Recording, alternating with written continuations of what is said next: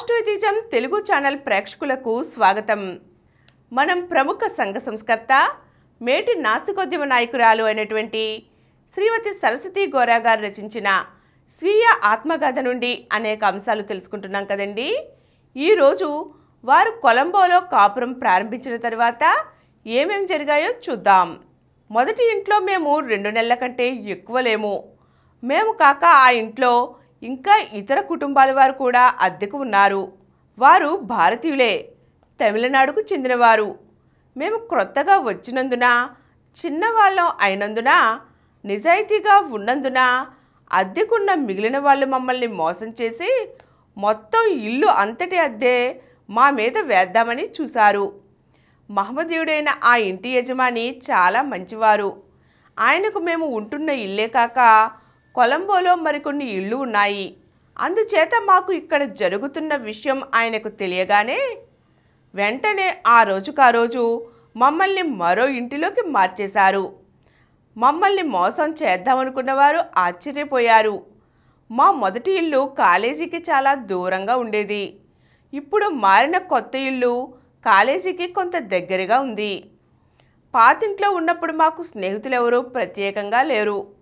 ఈ కొత్త ఇంట్లోకి వచ్చాక దగ్గరలో ఉండే చాలా కుటుంబాలతో మంచి స్నేహం ఏర్పడింది. మాకు వెంటనే పరిచయమైన వారు డాక్టర్ అజరప్ప గారు. ఆయన శ్రీలంక వారైనా మద్రాసుకు చెందిన ఆమెను వివాహం చేసుకున్నారు.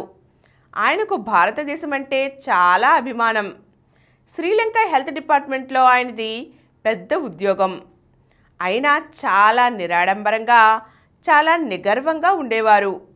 ఇండియన్లు తరచూ వారింటి వద్ద భోజనాలు చేస్తూ ఉండేవారు.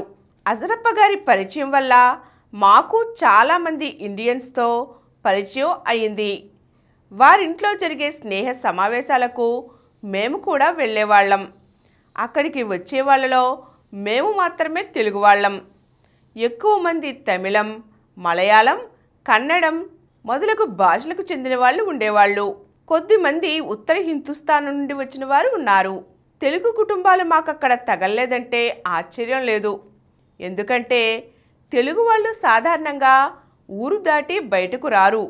ఇప్పుడిప్పుడే కొన్ని సంవత్సరాల నుండి ఇతర రాష్ట్రాలకు, ఇతర దేశాలకు వెళుతున్నారు. కానీ అంతకు ముందు తెలుగువారు ఇతర చోట్లకు కానీ, దూరపు ప్రదేశాలకు కానీ వెళ్ళేవారు కాదు.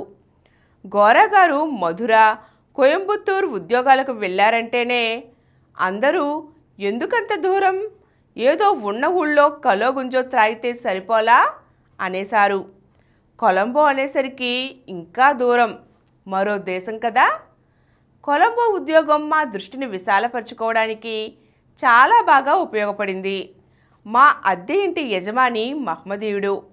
మా ముఖ్య స్నేహితులు క్రైస్తవులు. గోరా గారు ఉద్యోగం చేసింది బౌద్ధుల కళాశాలలో. శ్రీలంక ప్రధానంగా బౌద్ధ దేశం. శ్రీలంక ఉత్తర భాగాన అంటే జాఫ్నా ప్రాంతం మాత్రం తమిళ భాష మాట్లాడతారు. వీరు హిందువులు, శివభక్తులు. ద్రావిడ సంస్కృతికి, తమిళ భాషకి జాఫ్నా ప్రాంతమే పుట్టినిల్లని, ఇక్కడి నుంచే సముద్రం దాటి భారతదేశంలోని ఆగ్నేయ ప్రాంతానికి తమిళులు వెళ్ళారని, ఈ విధంగా తమిళులు, తమిళం శ్రీలంక నుంచే భారతదేశానికి వ్యాపించడం జరిగిందని జాఫ్నా వారు అంటారు.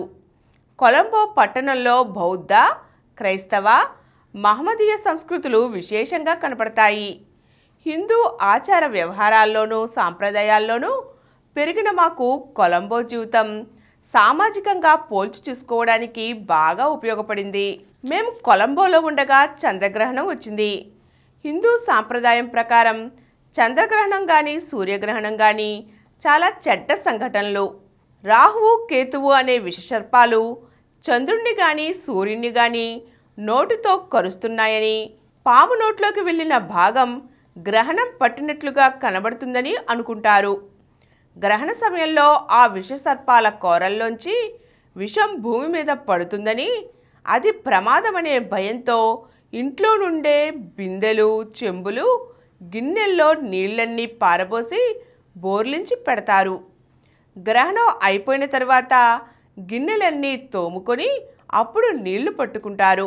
కానీ వాళ్ళు ఒక విషయం మర్చిపోతున్నారు. ఆ రోజుల్లో మాకు మంచినీటి కుళాయిలు ఉండేవి కాదు. గ్రామాల్లోనూ చిన్న పట్టణాల్లోనూ కూడా చెరువులు బావుల నుంచే నీళ్లు తోడుకుని తెచ్చుకునేవారు. ఇంటి మీద కప్పు ఉండగానే ఇంట్లోని గిన్నెల్లో రాహువు కేతువుల కోరల నుంచి జారిన విషం పడుతుందని అనుకునేవారు. మరి బావులపైన చెరువులపైన ఏ కప్పు లేదని మర్చిపోతున్నారు. గ్రహణం విడుపు అయిన తర్వాత తిరిగి ఆ చెరువులు బావుల నుంచే మంచినీళ్లు తెచ్చుకుంటున్నారు. ఇలా ఏమాత్రం ఆలోచించినా ఇది చాలా అసందర్భంగానూ అవివేకంగానూ కనబడక తప్పదు. ఈ విషయాన్ని గోరాగారు నా దృష్టికి తీసుకువచ్చారు. ఆ తరువాత సరస్వతి గోరాగారు ఎలా ఆలోచించారో, ఏం చేశారో వచ్చే ఎపిసోడ్లో చూద్దాం. ఈ కార్యక్రమం మీకు ఎంతో నచ్చింది కదా. ఇటువంటి మరిన్ని వీడియోల కోసం అనతి కాలంలోనే 20 కోట్ల వ్యూస్ సాధించిన సమరం ఛానల్స్ సమర్పించు పాజిటివ్ ఎథియిజం తెలుగు ఛానల్కు సబ్స్క్రైబ్ చేయండి, లైక్ చేయండి, మీ ఫ్రెండ్స్కి షేర్ చేయండి. అలాగే ప్రక్కనున్న గంట సింబల్ని ప్రెస్ చేయడం మర్చిపోకండి.